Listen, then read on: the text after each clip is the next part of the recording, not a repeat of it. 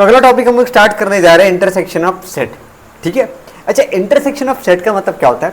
दो सेट के बीच में जो कॉमन एलिमेंट होता है, दो सेट के बीच में जो कॉमन एलिमेंट होता है उसको हम लोग बुलाते हैं इंटरसेक्शन ऑफ सेट।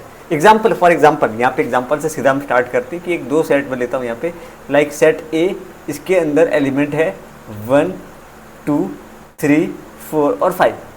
अगला सेट पे लिखने जा रहा हूँ सेट बी, जिसके अंदर एलिमेंट है 3 4 5 6 7 8 9। ओके गाइस, अब मुझे बताना कि इन दोनों सेट में कौन से एलिमेंट जो आपको लग रहा है कि जो ए के पास भी है और जो बी के पास भी है, जो ए के पास भी है और जो बी के पास भी है। तो दोस्तों ये है 3 4 5, ये देख रहे हो आप, ये जो एलिमेंट है ना 3 4 5, ये ए के पास भी है और बी के पास भी है, यानी 3 4 5 जो है ना ये ए और बी का कॉमन एलिमेंट है जो कि इन दोनों के पास है। ठीक है ना, तो इसको हम लोग बुलाते हैं intersection of set, intersection of set. ठीक है, इंटरसेक्शन ऑफ सेट ना ये आपको समझ में आएगा वेन डायग्राम से, जब मैं आपको वेन डायग्राम में दिखाऊंगा कि यहाँ पे दो सेट आपस में मिल रहे हैं, बिकॉज इनके एलिमेंट क्या है, कॉमन है। ठीक है, तो गाइस जब इसको लिखते कैसे हैं दोस्त, इसको इस तरीके से लिखेंगे ए इंटरसेक्शन बी।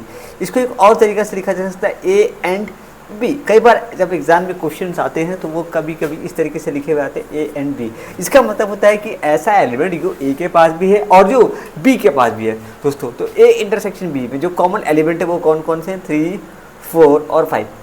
तो इंटरसेक्शन ऑफ सेट का मतलब होता है जो कॉमन एलिमेंट है, जो ए और बी दोनों के जो कॉमन एलिमेंट है, दो सेट के बीच में जो कॉमन एलिमेंट है उसको हमको यहाँ पे लिखना होता है। चलिए एग्जाम्पल लेते हैं यहाँ पे। ठीक है, एक सेट है, ठीक है, एक सेट है बी, एक है सेट ए बी और सी। यहाँ पे मैं 3 सेट लिखूंगा। ठीक है, ए बी और सी। ठीक है गाइस, ठीक है, चलिए तो यहाँ पे हम लोग लिखते हैं 1 2 3 4 5। ठीक है, यहाँ पे 4 5 6 7 8। ठीक है, और यहाँ पे 6 7 8 9 10। ठीक है, यहाँ पे मैंने 3 सेट लिख दिया। ठीक है दोस्तों, अभी मेरे को आपसे सवाल पूछना है, मुझे बताना ए इंटरसेक्शन बी। गाइस तो ये अब आपको 3 सेट दिख रहा है। ठीक है, अभी मुझे बताना ए इंटरसेक्शन बी, यानी ऐसा कौन सा एलिमेंट है जो ए और बी दोनों में कॉमन है, ए और बी दोनों में कॉमन है। तो गाइस बताओ, ये है 4 5 गाइस एक ऐसा एलिमेंट है जो ए में भी कॉमन, ए और बी दोनों के पास है, वो है 4 और 5, ए इंटरसेक्शन बी। अब मुझे बताना बी इंटरसेक्शन सी, बी और सी का कॉमन एलिमेंट कौन सा है, बी और सी का कॉमन एलिमेंट कौन सा है। तो गाइस बी के पास है 6 7 और सी के पास भी है 6 7, तो 6 7 अपना यहाँ पे हो जाएगा कॉमन एलिमेंट। मुझे बताना ए और सी का कॉमन एलिमेंट कौन सा है। ए के पास है 1 2 3 4 5, सी के पास है 6 7 8 9 10। तो गाइस कोई भी एलिमेंट कॉमन नहीं है, तो मैं इसको लिखूंगा नल सेट। ठीक है, नल सेट का एग्जाम्पल, नल सेट को हम लोग कई बार इस तरीके से लिखते हैं। ठीक है, आपको पता होगा फाई का सिंबल है। ठीक है, तो ये ठीक है, तो गाइस इंटरसेक्शन ऑफ सेट का मतलब होता है जो दो सेट के अंदर कॉमन है। अभी मेरे को अगला सवाल का जवाब दो, ऐसा सेट का नाम बताओ जो ए बी सी तीनों में कॉमन है। कोई भी सेट नहीं है, यहाँ भी सेट भैया वो ए के पास तो है, ए बी सी नहीं, जो तीनों में होना चाहिए। तो कोई एक ऐसा एलिमेंट दिखा क्या आपको? नहीं दिखा। चलो एक काम करता हूँ ना, मैं एक काम करता हूँ, मैं सी में ना, सी को मैं एक काम करता हूँ, मैं लिखता हूँ 5 6 7 8 9 और 10। अब मुझे बताना कि ठीक है, अब मुझे बताना, थोड़ा सा इसको मिटा दो। अब मुझे बताओ कि ए बी सी के पास कॉमन एलिमेंट कौन से हैं, ए बी सी के पास कॉमन एलिमेंट कौन से हैं। देखो जो ए बी सी तीनों में होना चाहिए वो क्या है, देखो 5 है ना, एक ही एलिमेंट है कॉमन। तो मैं लिखूंगा A intersection B intersection C is equals to 5। तो गाइस ऐसा एलिमेंट जो तीनों में कॉमन है। ठीक है, या दो सेट, दो या दो से ज़्यादा सेट के बीच में जो कॉमन एलिमेंट होता है, उसको हम लोग बुलाते हैं दोस्त इंटरसेक्शन ऑफ सेट।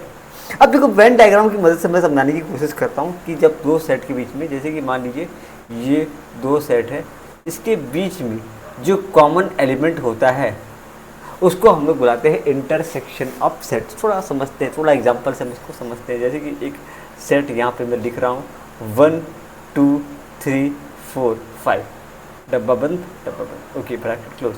बी के अंदर एलिमेंट लिखता हूँ 4 5 6 7 एंड 8। तो गाइज अब ए के देखो, ए के अंदर कौन है, ए के अंदर है 1 2 3 4 5। बी के अंदर कौन है गाइज, बी के अंदर है 5 6 7 8 और 9 गाइज, ठीक है। अभी ये काम करते, ए और बी का हम लोग बनाएंगे, इंटरसेक्शन करेंगे, ए एंड बी का इंटरसेक्शन करेंगे गाइज, ठीक है। चलो तो बताओ इन दोनों में कॉमन एलिमेंट कौन सा है, इन दोनों में कॉमन एलिमेंट देखो, ये हो गया आपका यूनिवर्सल। मैं पहले इसको अलग से लिखता हूँ, ठीक है। ये ए है, ए के अंदर है 1 2, देखो ये बना हुआ है, हाँ ये बना हुआ है, ठीक है। मुझे बताना कि ए और बी के अंदर कॉमन एलिमेंट कौन सा है, ए और बी के अंदर कॉमन एलिमेंट कौन सा है दोस्त। ए और बी के अंदर यहाँ थोड़ा सा गड़बड़ हो गया, यहाँ पे होगा 4 5 6 7 8, ओके ठीक है। ए और बी के अंदर कॉमन एलिमेंट कौन सा है, 4 5 4 5। तो वेन डायग्राम के अंदर हम इसको ऐसे दिखाएंगे, 4 5 आ जाएगा बीच में, ए का सेट, ए का एलिमेंट क्या आ जाएगा 1 2 3 और इसका 6 7 8। जो कॉमन एलिमेंट है ना वो इंटरसेक्ट कर रहा है, कॉमन एलिमेंट जो है वो एक जगह पे क्या हो रहा है, इंटरसेक्ट कर रहा है, ठीक है। इसलिए इसका नाम रखा गया इंटरसेक्शन ऑफ सेट, ठीक है।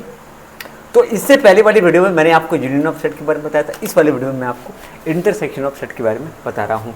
तो ए इंटरसेक्शन बी के अंदर कौन से एलिमेंट आ रहे हैं, 4 और 5, 4 और 5 ऐसा एलिमेंट जो दो सेट में कॉमन हो, A intersection B is equals to, ठीक है 4 और 5। तो गाइज आई होप आप सबको ये वाला कंसेप्ट काफ़ी अच्छे से क्लियर हो गया होगा। फिर भी अगर कोई डाउट होगा तो आप नीचे कमेंट सेक्शन पे अपना डाउट डाल सकते हैं। Thank you everyone for watching this video.